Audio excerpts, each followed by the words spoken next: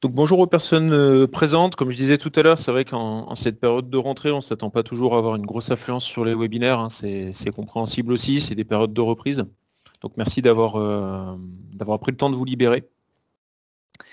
Donc pour les personnes qui n'avaient pas participé au webinaire précédent, je vais me présenter très rapidement. Donc je suis Florian Mathès, je suis le responsable produit sur la solution ServiceNav. Et j'anime régulièrement des webinaires sur les nouvelles versions, pour vous présenter les dernières fonctionnalités, vers quoi on tend dans la stratégie du produit, pourquoi on a développé telle ou telle chose et qu'est-ce qu'on avait aussi derrière la tête. Il y a toujours une stratégie globale dans les features qu'on met à disposition dans les nouvelles versions. Voilà, donc le fonctionnement est toujours un petit peu le même. Je vais prendre un gros quart d'heure pour vous présenter les nouveautés des versions 4.10 et 4.11 qui sont sorties récemment. Et on prendra du temps à la fin, surtout que vous n'êtes pas très nombreux, pour faire une session de questions-réponses sur ces sujets-là, ou sur tout autre sujet lié aux évolutions du produit qui pourrait vous intéresser. Donc cette session sera enregistrée, elle sera disponible ensuite sur notre site web. Au niveau de la release note, il y aura un lien vers une vidéo YouTube. Donc vous pourrez retrouver le replay et le partager si nécessaire avec des utilisateurs internes qui n'auraient pas forcément pu se libérer aujourd'hui. On aura aussi une autre session cette semaine. Donc première nouveauté, le widget graphique dans le cadre du dashboarding, qui a une évolution significative puisqu'on passe à présent en multimétrique. Donc multimétrique, la possibilité d'ajouter sur un même graphe d'autres métriques, soit du même élément, soit d'un autre élément. Donc on peut avoir par exemple la charge disque d'un élément A avec la charge CPU d'un élément B. On peut mixer un petit peu comme on veut. Il y a plusieurs intérêts à ça. Le premier, c'est déjà de gagner de la place, puisqu'on a souvent des cas où on va représenter sur des tableaux de bord de l'information. Et on avait besoin jusqu'à présent d'avoir un widget par métrique. Dans le cas où on voulait suivre 10 ou 15 métriques, par exemple, dans le cadre de serveurs en cluster, hein, c'est ce que je marque aussi ici en load balancing, on voulait surveiller l'évolution de 10 CPU. Et voir éventuellement corréler aussi la charge d'un CPU avec celle de l'autre, surtout dans du load balancing. Et bien là, c'était compliqué puisqu'on avait un widget par métrique. Donc on avait un tableau de bord où il fallait scroller pour aller voir chacune des métriques et on n'avait pas de vue plaquée les unes sur les autres. Donc le premier intérêt du multimétrique, c'est celui-ci. On gagne de la place, on gagne en lisibilité. On peut également, donc, comme je l'ai dit et comme je l'ai noté, faire de la corrélation. C'est une première étape vers l'analyse, vers la corrélation d'événements. Donc se dire déjà, j'ai une panne, je suis en parallèle mon CPU, mon disque et le taux d'usage de ma base de données, par exemple, le nombre de connexions ouvertes, et ben je vois que les pics se font tous en même temps. Donc il y a un lien de cause à effet très probable entre ces différentes variations. Donc, ça va être une autre approche aussi de la corrélation. Et également, comme je disais, la partie cluster. Donc mesurer une variation simultanée d'une même métrique en load balancing. Et là, ça reste très pertinent, notamment nous en interne, on a l'architecture Big Data sur toute la partie service NavSaaS qui nécessite un grand nombre de serveurs. Et ces serveurs-là sont surveillés de cette manière-là, où on va notamment surveiller toute la partie CPU, par exemple, et s'assurer que son évolution est bien répartie et qu'on n'a pas de pic sur un serveur par rapport aux autres, ce qui pourrait être le signe d'une défaillance ou d'un goulot. Donc en pratique, ce widget multimétrique, on va le retrouver dans le DataVis, au niveau des widgets graphes, et on va avoir la possibilité pour un widget graph soit de le définir en monométrique, ce qu'on connaît actuellement, soit en multimétrique. Et en multimétrique, la légende va nous permettre, en cliquant sur différents éléments, d'afficher ou de masquer certaines métriques de manière à faire prendre un peu plus de place aux autres et les rendre plus lisibles, dans le cas où on a des fortes variations. Au niveau de la configuration, on va pouvoir, la modale a un petit peu évolué de configuration du widget, et on va pouvoir maintenant saisir directement des équipements et des services de manière multiple, avec une ou plusieurs métriques par équipement ou par service, et les renseigner directement dans cette modale et ajouter plusieurs métriques. Donc ça, c'est la première évolution qui est arrivée en version 4.10. Une évolution également qui, celle-ci, est arrivée en version 4.11, c'est l'import et la mise à jour en masse des équipements et services directement dans l'interface. Donc actuellement, dans le cadre des projets clients ou dans le cadre du support, les consultants disposaient déjà d'un outil pour faire de la création ou de la mise à jour de masse d'équipements ou de services unitaires. et ça avait comme intérêt de permettre de faire de la configuration de manière très facile et massive, notamment sur l'intégration d'un nouveau parc client. Vous récupérez, si vous êtes dans une situation MSP, vous récupérez demain un nouveau client, vous voulez intégrer son parc, il vient d'un outil de supervision tiers. On avait déjà des gabarits, des outils pour importer, créer, modifier en masse sous Excel, etc. et le consultant passait l'import. Mais vous n'étiez pas autonome. Là, ce qu'on amène, c'est une interface graphique, directement donc intégrée à la solution, qui va nous permettre de réaliser de l'import ou de la mise à jour de masse sur des équipements ou des services unitaires. Donc là, l'intérêt ici, c'est d'être autonome de bout en bout sur la chaîne, de pouvoir maintenir votre parc et votre configuration à jour en faisant par exemple de la modification en masse d'étiquettes, de la modification en masse d'arguments sur des services unitaires ou sur des équipements, chose que vous ne pouviez pas faire auparavant dans l'application, d'affecter en masse des modèles de services, etc.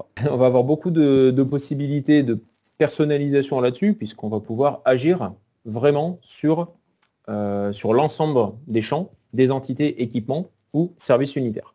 Voilà, donc fonctionnalité d'import, on va la voir en pratique.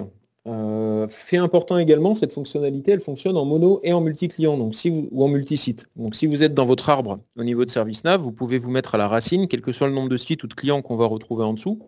Vous allez avoir la possibilité de faire un export donc via l'interface, quelque chose qui était déjà présent, et sur la base de cet export, de rentrer directement en modification sur l'intégralité de votre parc. On voit un exemple en pratique juste après. Voilà. Donc le menu d'import, hop, je vais aller un petit peu vite, on va revenir. Le menu d'import, on va le retrouver dans l'onglet général, à gauche, donc dans configuration générale, et on va avoir import, qui va nous permettre donc de choisir le fichier à importer, avec un bouton parcourir, classique. Donc on va aller choisir notre CSV. On va pouvoir décider est-ce qu'on veut faire de la création et ou de la mise à jour. Et on va sélectionner l'entité, donc l'équipement, service unitaire. À partir de là, on va pouvoir lancer l'import. Lui va mouliner, on va pouvoir aller travailler, faire autre chose. On n'est pas du tout bloqué sur cet écran. Et une fois que l'import est terminé, il va nous afficher un statut, il va nous l'historiser, nous donner le nombre de lignes qu'il a traitées et nous indiquer s'il a ignoré des lignes, comme ici, puisque c'est un import qui avait déjà été passé, donc il n'a pas fait d'insertion, et il a mis à jour un certain nombre de lignes. Il nous dira éventuellement s'il a vu des erreurs ou des lignes non valides. Donc une ligne en erreur, c'est une ligne qui va avoir de la data qui ne sera pas conforme dans le contenu de la donnée. Et une ligne non valide, ça va être une ligne, par exemple, pour laquelle il manque une colonne. À partir de là, on a aussi la possibilité de télécharger les rapports de l'import pour avoir une archive dans laquelle on va retrouver les différents logs qui vont nous permettre de comprendre quelles sont les lignes qui ont été rejetées et donc de corriger notre fichier pour l'intégrer de nouveau.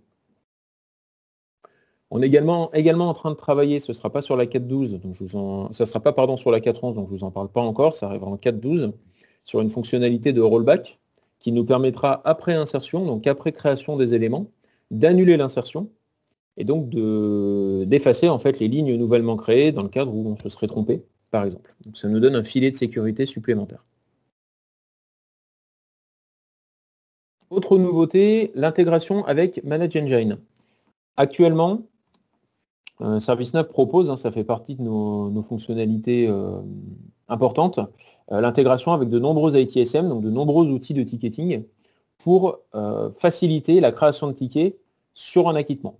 Donc le scénario, il est toujours le même, sur la base d'une alerte, je souhaite acquitter, et dans le cadre de cet acquittement, je crée également un ticket dans mon outil de ticketing, en cliquant simplement sur un bouton côté ServiceNav, et ce ticket va contenir les informations normalisées de l'alerte, et on va pouvoir, en fonction des intégrations, affecter également un certain nombre de champs. Par exemple, l'utilisateur affecté au ticket, des champs de classification, des catégories, etc. Ça va dépendre des ITSM cibles.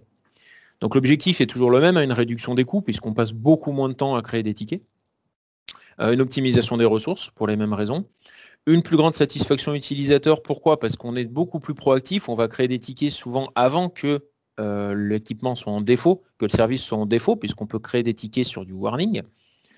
Et on va également avoir une normalisation de la qualité de saisie des tickets, puisque justement la plupart des éléments seront pré-remplis.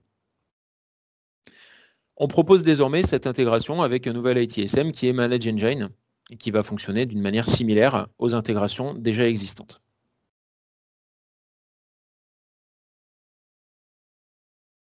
Un mot sur les autres améliorations et en particulier sur celle-ci, sur le lien d'un acquittement. On est toujours un petit peu dans le même domaine, hein, du lien ticketing, lien ITSM.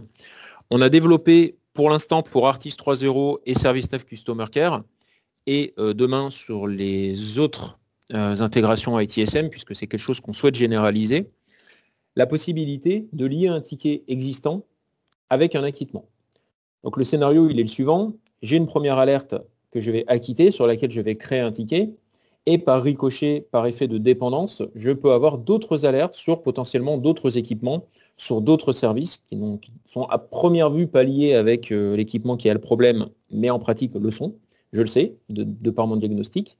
Donc je souhaite acquitter pour que les choses soient propres côté supervision, mais je ne souhaite pas créer un nouveau ticket pour chacune des alertes, puisque je me retrouvais dans l'ITSM avec 10, 20, 30 tickets qui correspondent tous au même problème, que la personne est déjà en train de traiter sur le premier ticket, et à pas faire beaucoup d'administratifs et forcer la clôture de tous ces tickets à la main, ça n'apportera aucune valeur ajoutée d'avoir X tickets. Donc là, l'avantage de cette fonctionnalité, c'est qu'au moment où je vais acquitter, je vais avoir le choix de lier à un ticket existant, je vais taper mon numéro de ticket, ça va me renvoyer le détail pour que je m'assure qu'on parle bien du même.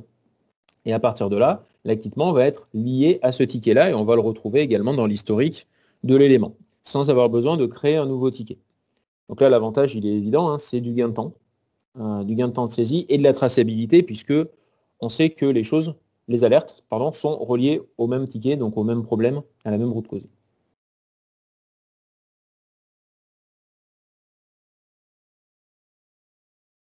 Quelques nouveautés, évolutions également sur les modèles de service que vous retrouverez sur notre catalogue. On a fait des évolutions et des nouveautés sur HPE, sur du Nutanix Datacore, du Microsoft, du Azure et sur Symantec également. Donc, il y aura tous les détails et vous les avez également dans la release note avec la description des nouveaux modèles de service qui est beaucoup plus visuel qu'avant avec notre nouveau site web.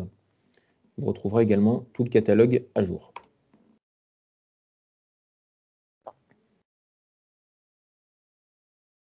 Donc l'URL a changé, j'ai mis à jour aussi ici pour les personnes qui avaient les anciennes vidéos. Pour rappel aussi, vous retrouverez toujours les actualités du produit, quelques exclusivités et des échanges privilégiés sur notre communauté LinkedIn, qui a maintenant plus de 70 membres et qui regroupe nos utilisateurs de la solution. Et c'est aussi un bon moyen pour moi, particulièrement, de fédérer les utilisateurs et de commencer à identifier les key users pour nos rencontres communauté ServiceNav que je souhaite planifier en fonction de l'évolution aussi sanitaire et de la facilité et du souhait des gens de se déplacer. Je souhaite le planifier en début d'année prochaine. Donc c'est quelque chose sur lequel dont on reparlera, mais ce canal sera notamment privilégié pour organiser ces rencontres.